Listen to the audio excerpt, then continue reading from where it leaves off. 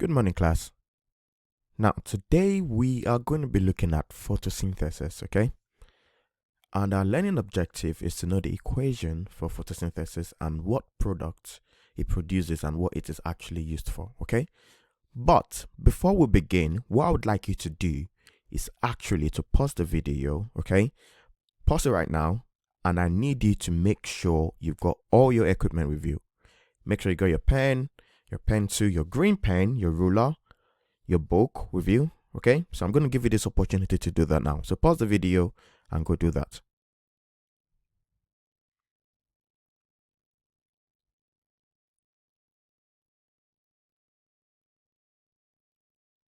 All right, welcome back. I believe you've got all your equipment with you, right? Well done. Now, the next thing I'll ask you to do is to write down your learning objective. Okay, make sure you write it neatly. Make sure you underline it properly. Okay, so do that.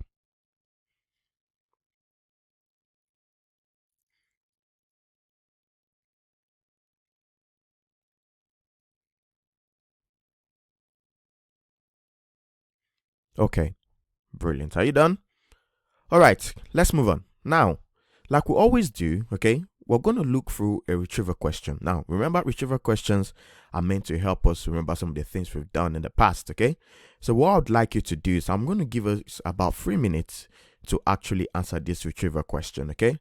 I would like you to pause the video and make an attempt in answering this question. So 3 minutes, your time starts now.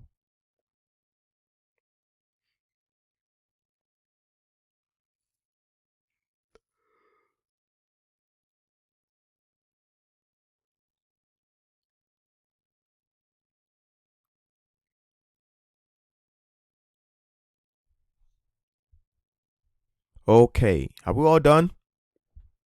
Are you sure? Okay, let's move on.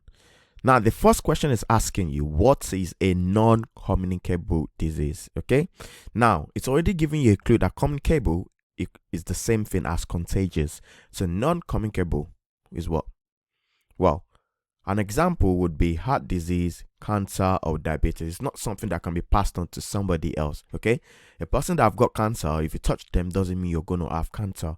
All right. So, it is non-contagious, if that makes sense. Brilliant. Now, the next question is asking you, what is a faulty heart valve? Now, even if you don't know you don't know much about the heart valve, but the clue is what is a valve, okay? If valves are found in different places, okay? Valves are found in your pipe, your water pipe, and what is interesting about valve is it allows things to move in one direction. So water movement is going to be one direction and it prevents the backflow. So if it's asking you what is a faulty heart valve, okay, what you should think about is that a valve that leaks or doesn't open properly, okay? If it doesn't open properly, that means what happens is the fact that the blood is going to go back. So there's going to be a backflow of blood, if that makes sense. Brilliant. Now, the third question is asking, transpiration is the movement of what up the stem of a plant? What do you think? Water and mineral iron. I do hope you got that right, okay? If you didn't understand it, make sure you're using your green pen to make those corrections right now, if that makes sense. Remember, it doesn't matter what mark you get. What is important is you understand what you've done wrong right now, if that makes sense. Good. Now, the first question is asking you, describe what the stomata do. Now, the stomata is actually a tiny opening on the lower surface of the leaf that allows gases to move in and out of the leaf, okay? It opens and closes, okay? The guard cell is the one that actually opens and closes, if that makes sense, okay? So, stomata allows the exchange of gases. Remember that, okay? It's very important. And the last question is asking, what is the differences between transpiration and translocation? Now, transpiration, this is when water is lost via the stomata through evaporation and more water is pulled up through the plant from the roots, okay? And there's this constant movement of water through the xylem, and this is transpiration stream as it's described as. Now, translocation is the movement of dissolved sugar, okay, from leaves to the rest of the plant through the phloem. Remember that, okay, if that makes sense. Transpiration from the roots, translocation from the leaves, okay? Water lost, translocation, dissolved sugar, if that makes sense. How many of us got full marks? Okay, let me have a look. All right, I'm sure you've done really, really well. Like I said, it doesn't matter what mark you get. What is quite important is that you've used your green pen and written down the right answer. It's going to help you to remember. Okay. All right, let's move on. Now, like I said, we are looking at photosynthesis today, and we're going to actually know the equation for photosynthesis and the product for photosynthesis and what it is actually used for. Now, our learning outcome, hopefully, we'll be able to describe the process of photosynthesis, we'll be able to state the word and the symbol equation for photosynthesis.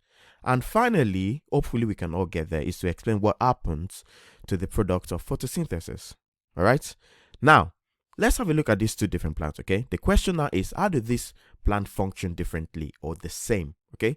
And the one on the left answer, I'm sure we've seen a lot of videos about it or probably cartoons about it, is the fact that these actually gain nutrients by digesting flies because they live in a poor soil. Now, what happens is it actually opens up, okay? And if a fly should go into it, it actually closes it and releases some enzyme that will actually break down that particular fly or insect, okay? And it gains its nutrient from it. Like I said, the reason why is the fact that the soil is not properly fertilized, okay?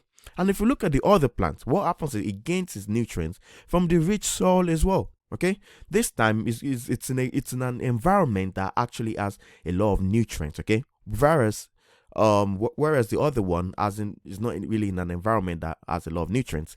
If that makes sense, brilliant. Now, I believe in your knowledge organizer, you should have this plant cell. Okay, what I'd like you to do is I'm going to give you 1 minute. Yes, 1 minute to actually label this plant. So let's see how much you can remember from key stage 3. So pause the video and label it.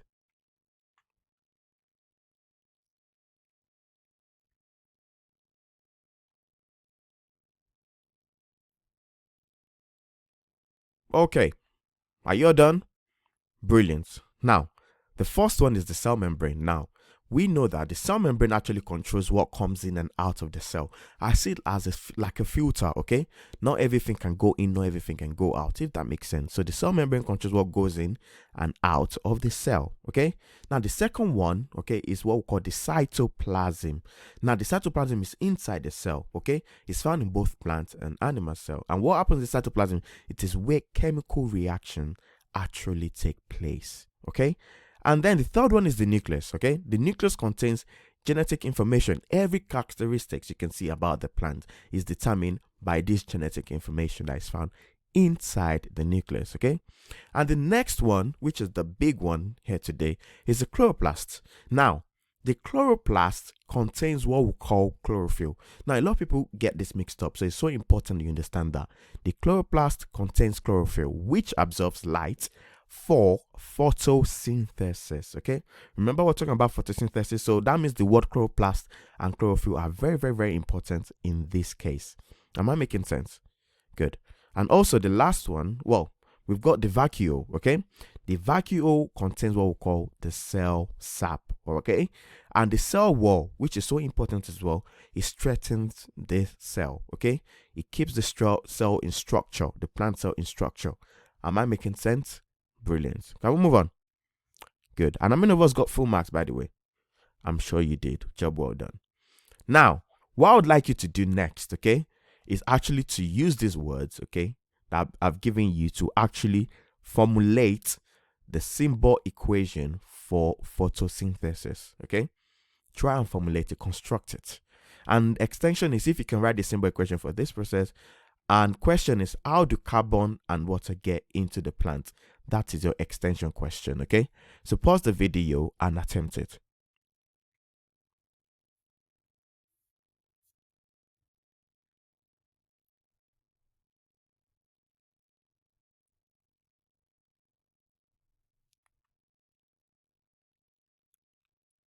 All right, can we move on? Brilliant. Now, I hope you got this right the same way, okay? Now, let's have a look. Now, the very first thing the plant needs, okay, for photosynthesis is carbon dioxide, okay? And carbon dioxide reacts with water. Okay, now when it reacts with water, we got what we call them catalysts. Okay, they speed up reactions, they allow reactions to take place. And this catalyst we've got is the light from the sun. The word photo literally means light. The word synthesis literally means to make.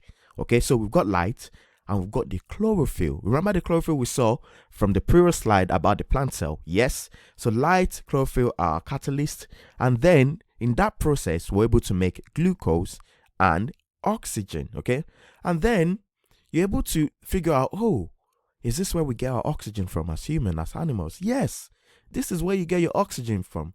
So then you can start thinking about the importance of not killing plants or destroying plants and using them for other things, if that makes sense. Okay, so carbon dioxide plus water react together, okay, in the presence of light and chlorophyll, glucose and oxygen is made. That is literally your equation for photosynthesis.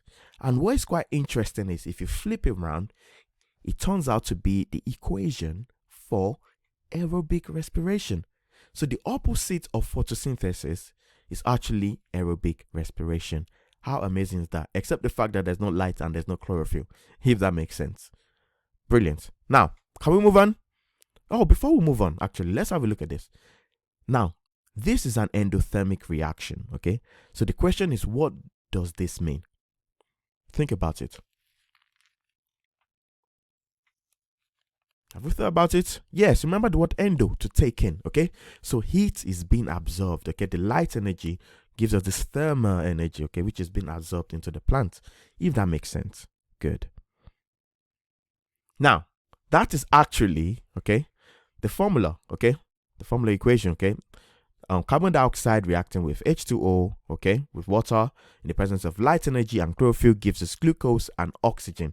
It will be great for you to actually write this down. So I would like you to pause the video and actually write this down if you didn't get it right. All right, let's move on. Now, remember, another thing you need to remember, okay, we've got, for every reaction that takes place, there's a reactant and there's a product. Reactants come together, they react to form a product.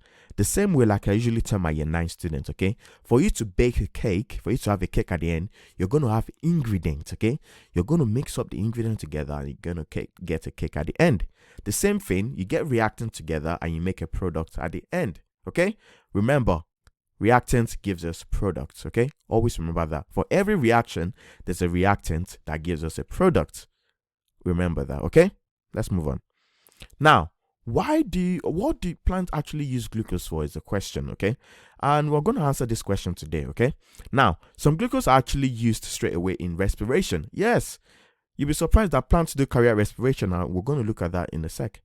And also, some glucose is actually converted into what we call insoluble starch and fat for storage. Okay, this stores energy basically, which can be used later when the plant needs them. Remember, imagine when it's a winter period, okay, and plants are not able to get as much nutrient. What happens is they begin to rely on the stored glucose, the converted glucose, okay, that have been saved up from the summertime, if that makes sense. Okay, so this is how plants actually get them. Now, another way plants do use glucose is actually to make new chemicals such as cellulose, which is for the cell wall, and actually produce amino acid for proteins and synthesis. Okay, so nitrate ion forms the soil and also needs for this. Am I making sense? Am I actually making sense? Yes. So remember, number 1, it uses it for respiration. Number 2, it converts glucose into insoluble starch and fat for storage, okay, which can be used later on. And number 3, to produce new chemicals such as cellulose, which is used to make the cell wall. Now, I do hope you've learned quite a lot from this. Make sure you pause the video now and try and answer that question.